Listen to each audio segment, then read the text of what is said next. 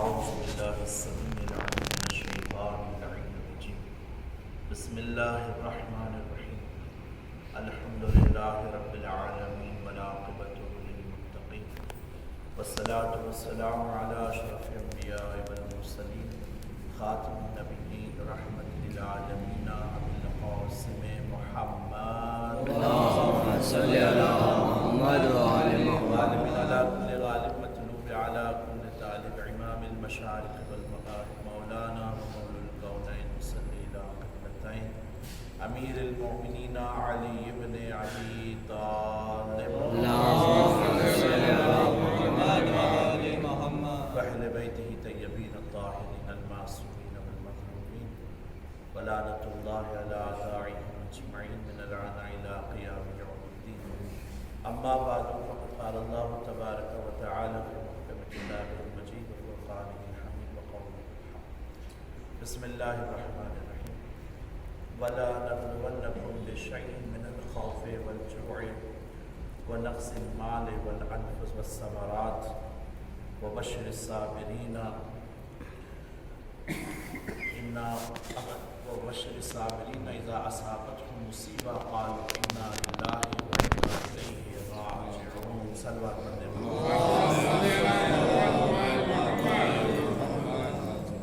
مسائل فقہی میں نجاست کی جو بحث تھی 10 جو نجاسات احکام شرعی میں ذکر کیے گئے ہیں: پیشاب، پیخانہ، منی، خون، مردار، کتا، سور، کافر اور شراب اور جو کی شراب.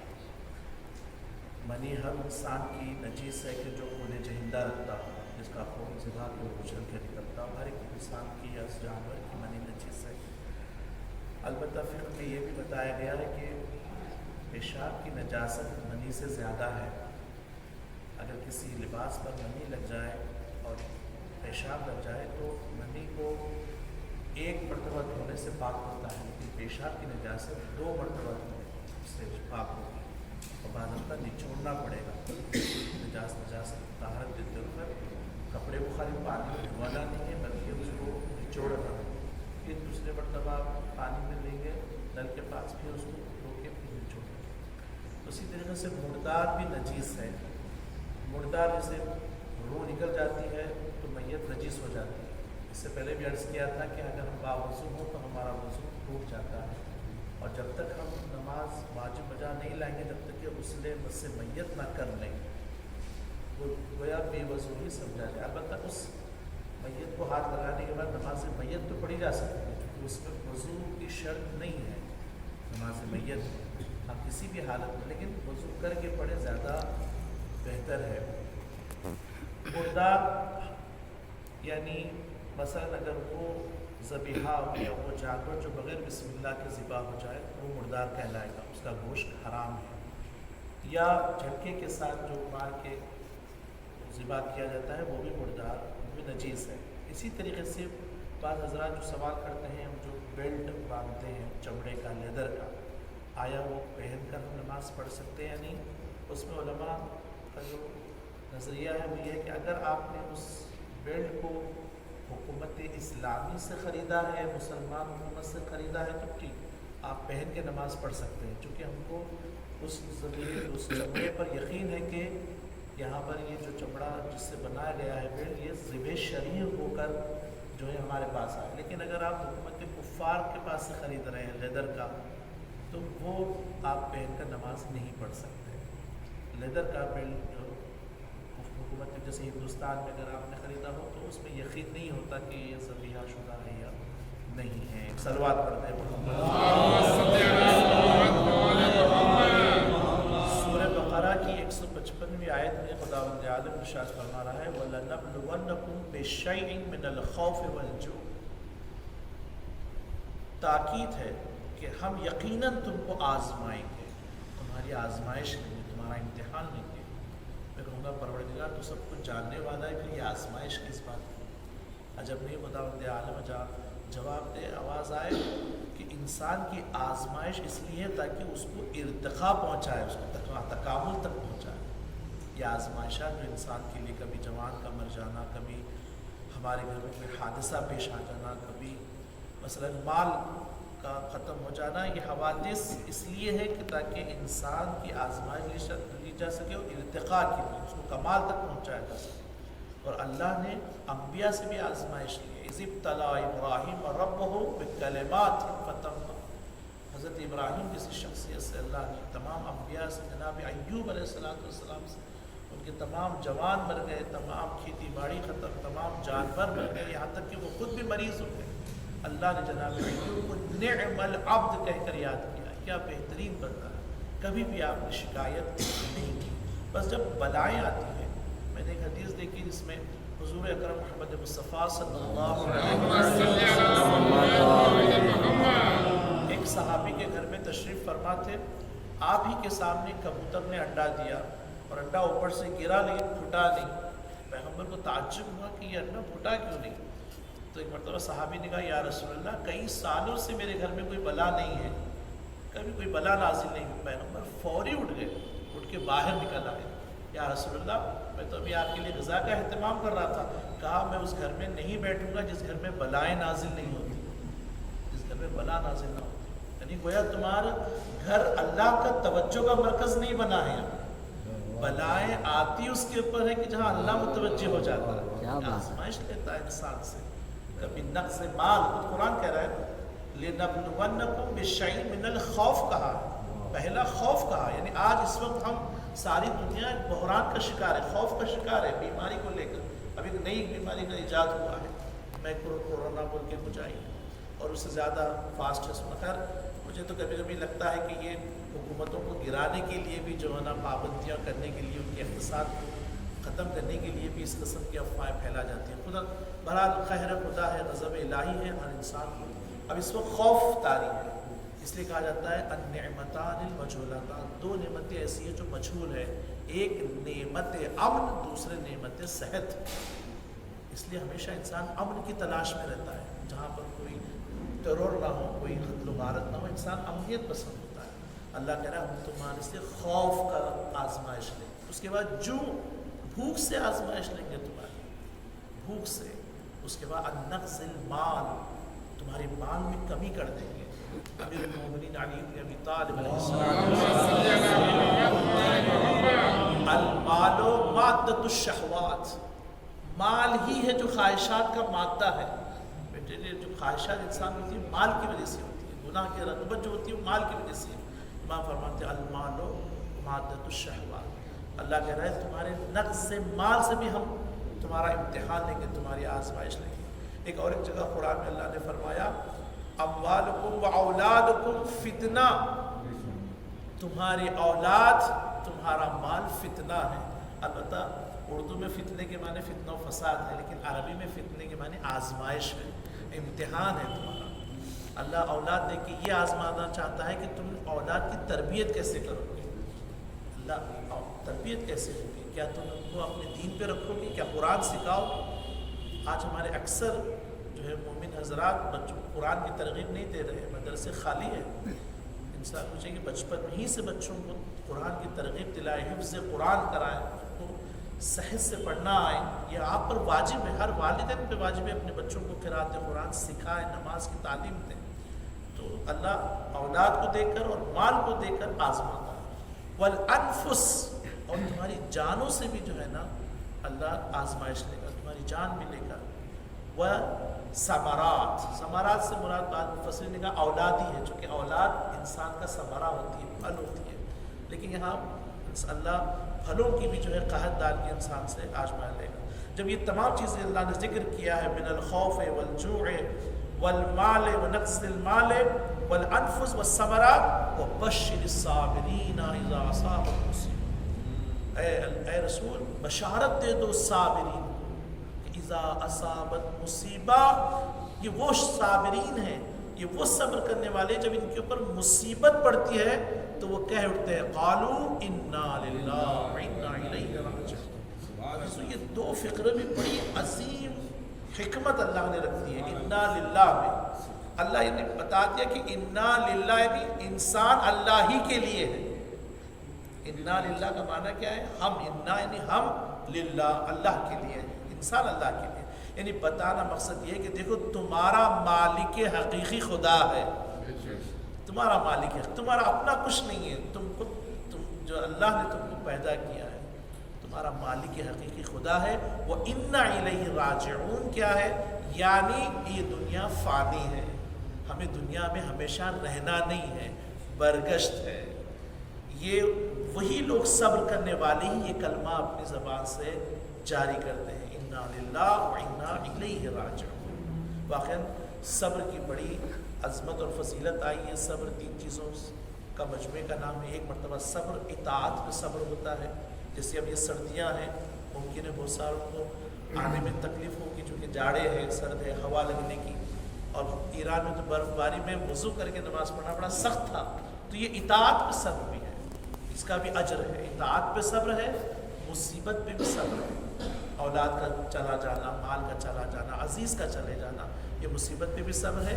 تیسری معصیت کے اوپر صبر ہے کہ انسان کو تمام زمینہ فراہم ہو جائے گناہ کا، اور ایسے میں خدا کو یاد کر لے انسان اور اس گناہ سے بچ جائے، یہ معصیت کے اوپر صبر ہے، اور اس کا بھی عظیم جو ہے اجر رکھا گیا ہے۔ یقیناً روایت میں ہے کہ جو ایک مرتبہ پیغمبر اکرم محمد مصطفیٰ صلی اللہ علیہ وسلم مولا کائنات کو لے کر مدینے کی گلیوں سے گزر رہے تھے۔ امام نے باغ کی طرف نگاہ کی، کہا یا رسول اللہ کیا بہترین باغ ہے۔ پیغمبر نے کہا یا علی جنت الفردوس میں اللہ نے تمہارے لیے اس سے بہترین باغ رکھا ہے۔ 7 باغوں سے گزرے دونوں حضرات، اس کے بعد پیغمبر نے اپنے دونوں ہاتھوں کو بڑھا کے علی کو سینے سے لگایا اور گریہ کرنا شروع کیا، اور دونوں گریہ کیے۔ حضرت علی نے پوچھا یا رسول اللہ گریہ کا کیا سبب ہے؟ تو مولا پیغمبر نے فرمایا یا علی میرے بعد تم پر بہت ہی آفت ہوں گی، تمہیں بہت تکلیف دی جائے گی، اور تمہیں صبر کرنا ہوگا۔ میں تمہیں شکیبائی اور صبر کی دعوت دیتا ہوں۔ یا علی تم کو مصیبتوں پہ صبر کرنا ہوگا، تمہیں تلوار نہیں اٹھانی۔ تو امام نے یہی کہا کہ کیا میری حیات میں صبر ہے، کیا میں صبر کروں؟ ہاں یا علی تمہیں صبر کرنا ہوگا۔ تو پیغمبر نے حضرت علی کو صبر کی تلقین، یہی وجہ ہے کہ مولا کے گردن میں رسی ڈال کر کھینچا جا رہا ہے، اور جناب سلمان کی نگاہیں مولا کی نگاہوں میں تھی، کب امام اشارہ کرے اور تلواریں نکلے اور خون کی ندیاں بہہ جائے، لیکن امام نے اشارہ کیا جناب سلمان فارسی کو، اے سلمان جنگ نہیں ہوگی، چونکہ اللہ کے رسول سے میں نے وعدہ کیا ہے کہ صبر کروں گا۔ تو امام نے صبر کیا۔ امام نے خود نہج البلاغہ میں فرمایا کہ مجھے ان 2 چکی کے پاٹ کی اس کیل کی طرح میں ہو گیا تھا، ایسا خلافت میرے درمیان اس گلے کی ہڈی کی طرح ہے کہ نہ میں اسے نگل سکتا ہوں نہ میں جگال کر سکتا ہوں۔ میں نے صبر کیا، میں نے صبر کو تھاما رکھا۔ یقیناً صبر بہت بڑا جو ہے انسان کے اندر صفت ہے، اور روایتیں بتاتی ہے صبر کے بارے میں۔ یقیناً جب انسان کا صبر کا پیمانہ جھلک جاتا ہے تو اس کے فرج حاصل ہو جاتا ہے۔ ایک خاتون نے آ کے چھٹے امام سے کہا یہ اپنا رسول اللہ میرا فرزند میرے مسافرت سے واپس نہیں آ رہا ہے۔ پیغمبر نے کہا صبر کرو، امام نے کہا صبر کرو، وہ چلی گئی۔ پھر چند دنوں کے بعد آئی، یہ اپنا رسول اللہ اب مجھے صبر نہیں ہوتا، میرا جوان واپس نہیں آ رہا، آپ دعا کریں کہ میرا جوان واپس آ جائے۔ تو امام نے جب اس کے صبر کو دیکھ لیا کہ اب اس کے اندر صبر کی طاقت نہیں رہی، امام نے فوری کہا جاؤ تیرا جوان اس وقت گھر پہ آ گیا ہے، مسافرت سے جا کے مل۔ وہ واپس آئی، دیکھا واقعی اس کا جوان واپس آ گیا۔ اس نے دل ہی میں سوچ لیا کہ کیا امام پر وحی نازل ہو گئی تھی جو انہوں نے کہا کہ میرا بیٹا آ گیا ہے۔ دوسرے ہی دن امام کی خدمت میں پہنچ گئی، یا ابن رسول اللہ آپ کو کیسے پتہ چل گیا کہ میرا بیٹا واپس آ گیا ہے؟ امام نے کہا میں نے پیغمبر کے کلمات سے یہ اخذ کیا ہے کہ پیغمبر نے فرمایا کہ عند فناء الصبر یأتی الفرج، جب صبر کا پیمانہ ختم ہو جاتا ہے تو اللہ اس کی اس تمام جو مرادیں اس کو برلا دیتا ہے۔ بس یہ کہ فناء الصبر، صبر جب فنا ہو جاتا ہے اس کا صبر کا پیمانہ ختم ہو جاتا ہے، فرج حاصل ہو جاتا ہے۔ صبر یقیناً اگر دیکھنا چاہے تو کربلا والوں میں صبر کو دیکھیں کہ مصیبتوں پہ مصیبتیں ہیں لیکن مولا امام حسین صبر کر رہے ہیں، کتنا صابر ہے مولا۔ اتنے مصیبتیں آپ پر پڑی، روایتیں ملتی ہے کہ جب صبح میں جب امام کو دیکھا گیا تو امام کی ریش مبارک سیاہ تھی، لیکن عصر کے ہنگام میں امام کی ریش مبارک سفید ہو گئی اور یہی ریش مبارک خون سے غلطہ ہو گئی۔ کیوں نہ ہو کہ جس کے سامنے علی اکبر جیسا جوان چلا جائے، کڑیل جوان کے جس نے لاشاں اٹھایا ہو، کیوں نہ ہو کہ جس نے اپنے بھتیجے کی لاش کو پامال ہوتے ہوئے دیکھا ہو اور آواز دی ہو، اے بیٹا قاسم تم پکارتے رہے، تمہارا چچا مدد نہ کر سکا۔ کیوں نہ ہو کہ جس کے بازو برابر کا بھائی دنیا سے چلا جائے، جس کے بازوؤں کو حسین نے اٹھایا ہو اور کہا ہو، اے بابا یہ وہی ہاتھ ہے جو 19ویں کے روز آپ نے میرے ہاتھ میں دیا تھا۔ ہاں زادار، وہ وقت بھی آ گیا کہ آخری حجت امام کو ایک مرتبہ امام نے جب استغاثہ بلند کی، حل من ناصرین ینصرنا حل من مغیثین یغیثنا، کون ہے جو میری نصرت کو آئے، کون ہے جو میری فریاد کو پہنچے۔ ایسے میں خیمے سے بیبیوں کا کوہرام بپا ہوا، امام خیمے کے قریب آئے، اے زینب ابھی حسین زندہ ہے، یہ رونے کا کیا سبب ہے؟ کہا بھیا آپ کی آواز استغاثہ سن کے علی اصغر نے اپنے آپ کو چولہے سے گرا دیا۔ کہا لاؤ بہن علی اصغر کو مجھے دو، ہم انہیں پانی پلا کر لاتے ہیں۔ جب جیسے ہی ماں نے سنا میرا لال پہلی بار مقتل جا رہا ہے، نئے نئے شلوں کے پہنائے بچے کو تیار کیا، اپنے بابا کے ہاتھوں میں دیا۔ عزیزو جب امام حسین علی اصغر کو لا رہے تھے، اشقیاء تو یہی سمجھ رہے تھے کہ حسین قرآن لا رہے، لیکن جیسے ہی ابا کے دامن کو ہٹایا تو کیا دیکھا، ششمہ علی اصغر۔ امام نے سوال آپ کیا، اور یہی وہ موقع ہے جہاں امام نے اپنے شیعوں کو یاد کیا، اے سید سجاد جب وطن لوٹ کر جانا تو میرے شیعوں کو میرا سلام کہنا، اور انہیں کہنا میں نے اس وقت بہت یاد کیا جب علی اصغر کو لیے ہوئے دشمنوں سے سوال آپ کر رہا ہے، ہائے ساقی کوثر کا بیٹا دشمنوں سے سوال آپ کر رہا ہے۔ اختا کلام الحسین، ادھر حرملا کا تیر چلا، فانقلب الصبی بیدے، ہاں بچہ باپ کے ہاتھوں میں منقلب ہو گیا۔ اب امام یہ سوچ رہے ہائے میں ماں کو کیا جواب دوں، ارے جس بچے کو پانی کے بہانے لایا تھا، ماں نے جب بچے کی حالت دیکھی ایک ہی صدا کی، یا بنیا مثلکا ینہر، اے میرے لال کیا تیرے جیسے بچے بھی ذبح کیے جاتے ہیں۔ اللہ لعنت اللہ علی القوم الظالمین، وسعت الذین ظلموا وعیم القلبین ينقلب بارگاہ ذکر قریب و سماعت مسامی زمین بارگاہ مقبولیت عطا فرما، بار اللہ حاضرین کے تمام مرحومین کی مغفرت فرما، وعلی علیین میں جگہ عطا فرما، بار اللہ حاضرین میں جو پریشان حال ان کی پریشانیوں کو دور فرما، جو مقروض ہیں ان کی قرضے کی ادائیگی فرما، ہمارے جوانان کو بے روزگار روزی روٹی عطا فرما، ہم سب کو رزق حلال کھانے کی توفیق عطا فرما، بار اللہ پرچم اسلام کو سربلندی عطا فرما، گستاخ رسول، گستاخ امام زمانہ اور گستاخ قرآن کو پاک پروردگارہ واصل جہنم فرما، انہیں کیفر کردار تک پہنچا، بار اللہ تجھے واسطہ محمد و آل محمد کا، جب ہمیں دنیا سے جائے تو ہمارے ایک ہاتھ میں قرآن اور دوسرے ہاتھ میں دامن اہل بیت ہو، شفاعت محمد و آل محمد سے ہمیں محروم نہ فرما، آج جن کی شب اول قبر پروردگارہ انہیں عذاب قبر سے محفوظ فرما، بار اللہ جنت البقیع کی تعمیر کے اسباب کو فراہم فرما، اس کا خاتمہ فرما، جو بھی اس بیماری مبتلا پروردگار صحت کاملہ واجلہ عطا فرما، ہمیں کوئی غم نہ دے سوائے مظلوم شہید غریب کربلا کے، ہمارا خاتمہ امام کے ظہور پہ فرما، حضرت کے اعوان و انصار میں شمار لائے، ایک مرتبہ سورہ